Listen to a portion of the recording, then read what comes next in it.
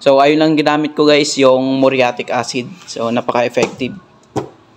Ingat lang tayo sa paggamit ng muriatic acid kasi sensitive yun at pwede ma-damage yung ibang part ng mga printhead natin. So, hello guys, welcome back sa ating panibagong tutorial at sa ating channel. Ngayon ay i-share ko sa inyo kung paano natin gawa ng solusyon yung printer na walang kulay blue. Yan, ganyan. Nag-contact sa akin yung may-ari dahil sa cleaning na daw siya ng cleaning at nag-power cleaning na siya. Ganun pa rin yung print ng Science sa kanya. So, ito yung printer niya. Bali, ginagawa ko lang ito guys kapag may mga libreng oras tayo. Siyempre, priority pa rin natin yung pagtuturo talaga. At tulad ngayon ay wala na akong klase. Hanggang mamayang tanghali, dito ko gagawin yung mga pinapagawa sa atin. Bali ito, ibaba lang natin to. Then may lock yan dito. At saka dito. Wala na, tinanggal na ng may-ari. Baka nabuksan na to. So, ayan siya. Ito pala guys ay Epson L3210. Yan. Mapapansin ninyo yung 3210, may ito pa siyang stand kapag binuksan. Yan, nakaganyan. Hindi tulad ng mga 3110 na wala nang ganito. So, ito para matanggal natin, lalapag lang camera. So, ito guys, itulak lang natin ito, yung stand yan na to. Habang tinataas natin ito. So, ito sila guys, yung mga estudyante ko noon. So, alin na dito. Dito. Dali. Oh, dito na. Para kasama kayo sa YouTube. Dali. Ay, nahiya. Nahiya yung mga estudyante ko. So, itutulak lang natin ito. Yan. Then, kapakapain lang natin guys kung saan siya na mag-release. Yan. So, madali lang naman siya guys eh. Then, tutukuran natin to siya. Yan. Then, pag natukuran na natin, iurong natin itong head dito sa gitna. Yan. Urong natin. Then, ito yung cartridge niya ay may cover yan siya. Tatanggalin ko. Cover niya sa damper niya. Tingnan nyo lang guys kasi may lock lang yan ito at saka ito.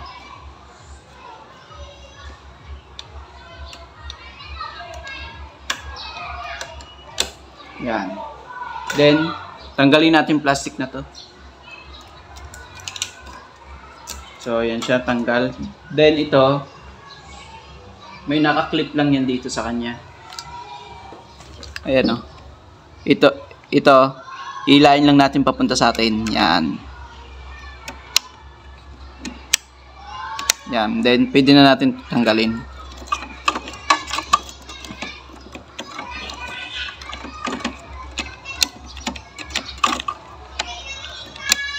Yan.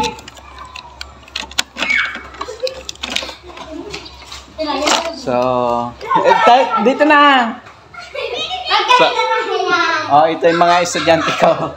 Magbibili sila mga estudyante. Mga grade 4 na yan sila guys. Ay, nahiya sila oh. God bless. Ang gaganda nyo, nahiya kayo. Yan. Mga estudyante ko dati yan sila guys. So, ayan. Bye. Yung target natin dito yung print head guys. Tanggalin natin to, may lock lang yan dito sa dalawang gilid. Tutusukin lang natin yan. So, gamit lang tayo ng kahit na anong manipis na panusok dito sa gilid para umangat. Yan. Dito. Yan. Siya guys, tanggal na natin. Then, may tornilyo yan dito, 3. Tatanggalin natin. Lock yan ng print head. So, kuha akong screwdriver ko na isa. So, tatanggalin ko na yung mga lock guys. Ito.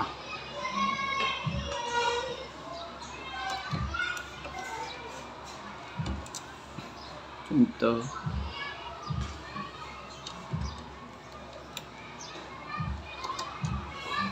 Ito. Yan. Then, Itanggalin natin to kasi nakaipit lang yan dito para pag binuhat natin yung print head. Yan. So, nakaganyan dapat siya. Then, ito pwede nyo daliriin lang, kamayin. Pero kung nahirapan kayo, pwede kayo gumamit ng mga long nose o kaya mga pliers. Hilain natin pataas. So, ito siya guys. Then, hilain lang natin to. Yan.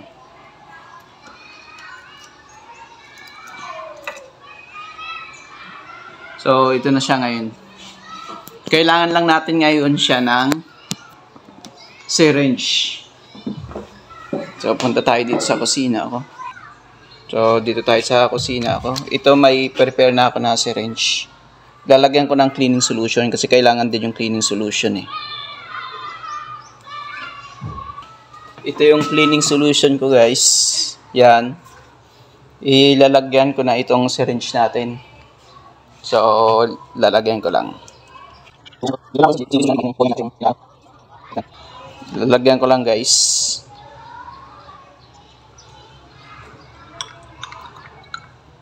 Yan, pag nalagyan na natin, ibabalik natin to. Bali 10 ml pala ito yung gamit kong syringe guys ha. Saktuhan kasi ito sa nozzle ng mga printhead. Ito iingatan ninyo, ito guys, yan.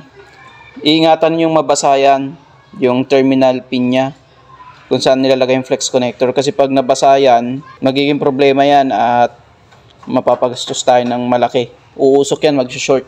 Hindi na mag-on yung printer natin.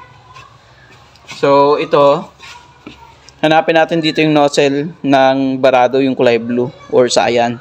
Ito yun yung nozzle niya ng cyan. So, sumunod kasi ito ay magenta, yellow at saka black. So, dito tayo sa cyan. Yan, ayan siya, kulay niya. So, ilalagay ko dito. Tapos, ipapump natin. Yan.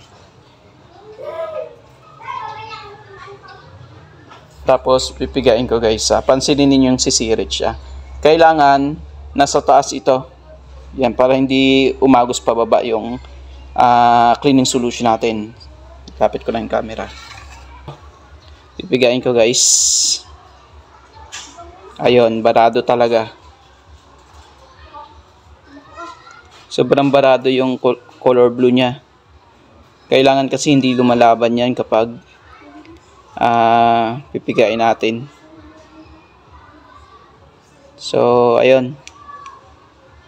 Wala, hindi pwede siyang perusahin kasi madadama yung iba. Baka sumabog sa loob. So, ayun, sige. Ang gagawin natin dito, guys, may isang solusyon. Ito. Alam niyo kung anong laman ito? Ito ay muriatic acid. Talagang pag sobrang clog, ayan, pag sobrang barado ng printhead, ginagamitan ko ng muriatic acid para lusawin niya talaga yung namuo o tumutong na mga ink diyan. So, sige, palitan natin. Ayan, may mga estudyante akong dumating yan. Mga estudyante ko noon. Dalawa sila. So, papalitan natin ito ng muriatic acid. Pero sayang yung cleaning solution. Ibabalik natin yung cleaning solution. So, ibabalik ko lang guys ha. So, ngayon guys, kukuha ako ng muriatic acid. Ito. Ingat lang tayo ha. Kapag hindi kayo sanay, ayan, kapag hindi nyo masyadong kabisado, mag-seek kayo ng help sa mga experiencado o may background na sa ganito. So, kukunin ko muriatic acid to. Ingat tayo. Papahigupin ko na lang to guys. Sandali lang guys kasi may mga estudyante ako. Yan, yung mga estudyante ko noon guys. Shout out! Ayan, sila. Dumadaan yan sila sa akin palagi dito kapag wala silang klase. nagbe-bless sila. So, kunin ko yung paigupan natin to, yung muriatic acid. Lagyan natin to. Hi, sir! Lagyan natin muriatic acid. Ingat tayo sa paglagay. Kaunti lang kasi kaunti lang. Yan. Kasi kaunti lang naman kailangan natin dyan eh. Then, ilagay natin to.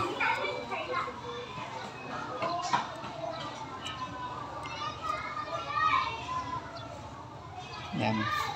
Iwalik natin dito guys. Yan. So, doble ingat. Dahan-dahan. Bye. Tingnan nyo guys, umuusok. So, umuusok pa siya. Then, ilalagay natin siya sa nozzle ng sobrang barado kanina. Science, sir. Opo. Sa mga science teacher. So, huwag kayong maglaro dito, matapunan kayo ng ano. So, ilalagay ko dito guys. Pera. Doon sa ano, ha? Ulo mo doon? Sa bag mo? Ingat lang guys, kasi pag natapunan tayo, pwede tayong masugatan nito pag nabasa tayo. Ayan, sunog tayo. Ito yung mga estudyante ko ngayon, mga audience ko. Ayan.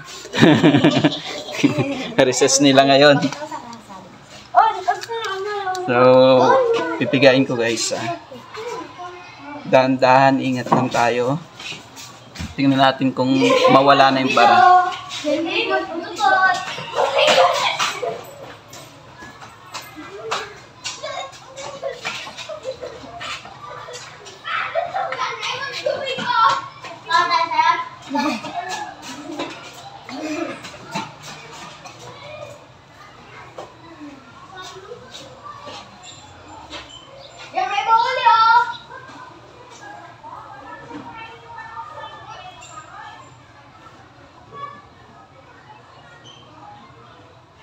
Ayan guys, natutulak na. Hindi nyo lang masyadong maninag pero nalulusaw niya na.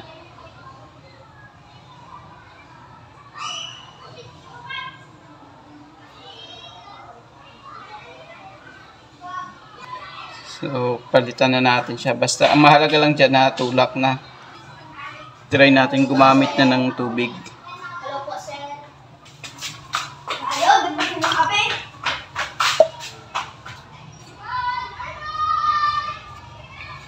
Kaya natin.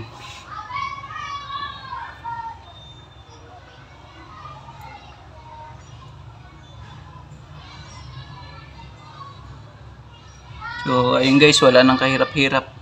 Ganito lang to, ipapump lang natin. Ayun, wala na siyang bara.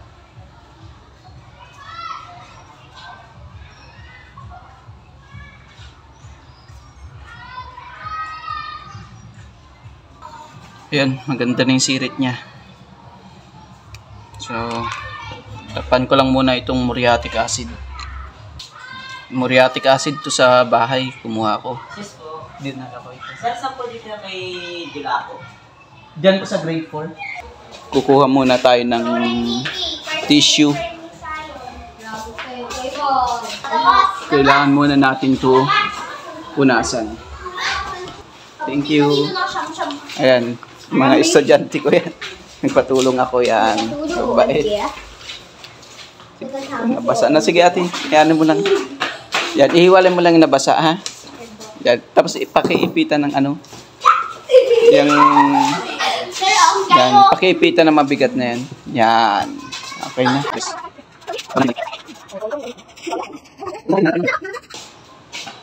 So, ibabalik na natin to guys. Isa. Hindi dapat ako dyan. Then, itong cover niya sa head.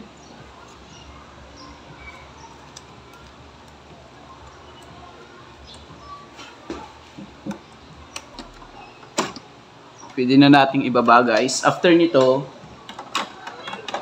magpa-power cleaning tayo para malagyan niya ng ink yung printhead niya. Yan. So, punta tayo sa computer ko, ipa-power cleaning ko.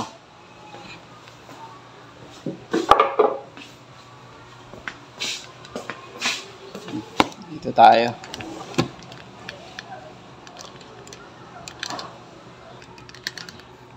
Pag mag-power cleaning tayo, punta tayo dito sa search. Yan sa search. Type lang natin ang printer and scanner. Yan. So, itaas ito. Yan. Click natin yan. Then, hanapin natin dito yung Epson L3210, yung model ng Epson natin. O, ito yan siya. Kapag walang nakalagay na offline, ayan yun siya, yung naka-online. Click natin yan, then, punta tayo dito sa Manage. Yan. Then, pag sa Manage tayo, punta na tayo dito sa Printing Preferences. Pagka-click natin yan, punta tayo dito sa Maintenance. Ito yung maintenance niya. Then, yung Print Head Cleaning, ito lang yun siya. Ito yung Power Cleaning. Yan. So, i-click ko yung Power Cleaning. So, sabi dito, may mga notification lang yan dito. May mga additional information lang yan dito about sa Power Cleaning na bago mo ulit magawa daw ang Power Cleaning, may interval na 12 hours. So, click lang natin itong next. Then, check lang natin yan. Kailangan may enough ink daw tayo. At saka yung interval na 12 hours. Then, next natin. Then, start. So, hihintayin lang natin yan siya, guys. Medyo may katagalan lang yan siya compare sa normal print head cleaning. So, ayan siya, guys. Nag-start na siya power cleaning. So, ayan na siya, guys. Lumabas na yung power cleaning is complete. So, click natin yung finish. Ngayon ay decline lang natin yan. Ngayon ay magtitis print tayo. Lalagyan ko lang ng bond paper. Then, mag-titis print tayo. So, tingnan natin kung may sayan na. Kapag wala pa rin, i-cleaning lang natin ng i-cleaning mga 3 times. So, ayun. Tingnan nyo, guys. May lumabas na sayan sa kanya. Ayan, o. So, ayun. Okay na. Nasolve na natin problema niya sa sayan. Unlike before na ayan yung T-sprint niya. Ganyan yung linya niya. Talagang puro gap, di ba? Pero itong bago ngayon, after natin i-declog, okay na. So, wala nang problema, guys. Nasolve na natin problem. So, ayun lang ginamit ko, guys, yung muriatic acid. So, napaka-effective. Ingat lang tayo sa paggamit ng muriatic acid kasi sensitive yun at pwede ma-damage yung ibang part ng mga print head natin.